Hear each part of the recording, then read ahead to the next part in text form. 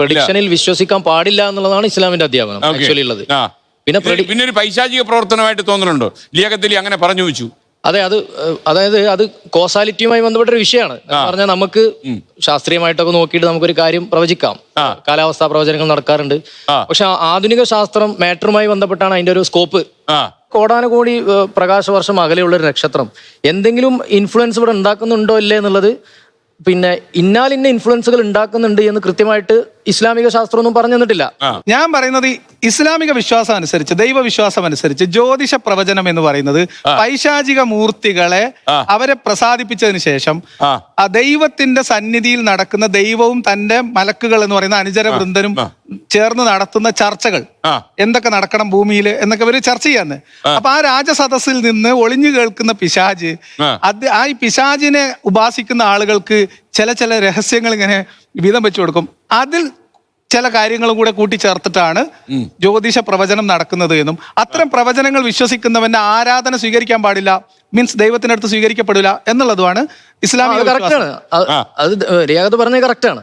അതുകൊണ്ട് തന്നെ പ്രവാചകരൊക്കെ പറഞ്ഞുള്ളത് നിങ്ങൾ ജ്യോതിഷം ഒരാളെ പ്രഡിക്ഷൻ കേൾക്കുകയും അത് വിശ്വസിക്കുകയും ചെയ്യരുത് എന്നുള്ളത് തന്നെയാണ് ആ വിഷയത്തിലുള്ളത്. അയാളുടെ ആരാധനകൾ സ്വീകരിക്കപ്പെടില്ല എന്നാണ്. കഴിഞ്ഞ ഒരു സീസണിൽ നടന്ന ഒരു പ്രശ്നം നമുക്ക് ഉണ്ടായിരുന്ന വ്യതിയ അദ്ദേഹത്തെ അങ്ങനെ ആയി എന്ന് വിചാരിച്ച് ഇതിൽ പ്രവർത്തിക്കുന്നവരെ മുഴുവൻ വിശുദ്ധ ഗ്രന്ഥങ്ങളൊക്കെ പിടിച്ച് പോക്സോ കേസിലൊക്കെ പോയ ആൾക്കാരെ നമുക്കറിയാം. എന്ന് വെച്ചാൽ അവരൊക്കെ തെറ്റുകാരാണെന്ന് ധരിക്കാൻ പറ്റരുത്. അദ്ദേഹത്തിനെ കുറിച്ച് പറഞ്ഞത് മനസ്സിലായി. കാണിപ്പയ്യൂരിന്റെ പ്രവചനത്തെ കുറിച്ച് താങ്കൾക്ക് എന്താ പറയാ? ഈ ജ്യോതിഷത്തെ കുറിച്ചിട്ടാണ് ഇവിടെ ചർച്ച ചെയ്യുന്നത്. ശരിക്കും പറഞ്ഞു കഴിഞ്ഞാല് ജ്യോതിഷ് ശാസ്ത്രത്തെ ശാസ്ത്രമാണോ എന്നാണ് ഇവിടെ സംശയം.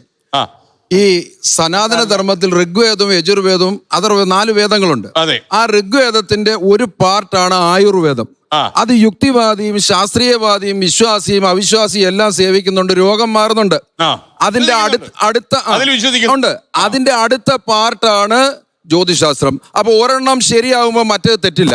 5000 വർഷങ്ങൾക്ക് കൊണ്ട് കണ്ടുപിടിച്ചു. നിങ്ങൾ ഈ ഇരിക്കുന്ന ആൾക്കാരോട് ഞാൻ ചോദിക്കാം, 27 നക്ഷത്രങ്ങള്, 12 രാശികള്, 15 തിഥികള്, ഇത്രയും അടങ്ങുന്ന ഈ ജ്യോതിശാസ്ത്രത്തിൽ ഈ ഇരിക്കുന്ന ഇത്രയും പേരിൽ ആർക്കെങ്കിലും എന്താണ് നക്ഷത്രം, എന്താണ് തിഥി എന്നൊന്ന് പറയാൻ സാധിക്കുമോ? ഇതിൽ ഏറ്റവും പ്രധാനപ്പെട്ട ഒരു കാര്യം, അദ്ദേഹം പറഞ്ഞ കാര്യത്തിന് മറുപടി പറഞ്ഞുകൊണ്ട് തുടങ്ങാം.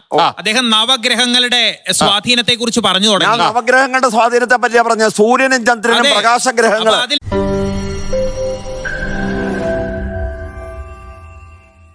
ലോകത്തെവിടെയായാലും ഏത് സമയത്തും 24 വാർത്തകളും ഓഗ്മെന്റഡ് റിയാലിറ്റി പാക്കേജുകളും എക്സ്പ്ലെയിനറുകളും വിശദമായി കാണാൻ ഞങ്ങളുടെ യൂട്യൂബ് ചാനൽ നിങ്ങൾക്ക് സബ്സ്ക്രൈബ് ചെയ്യാം.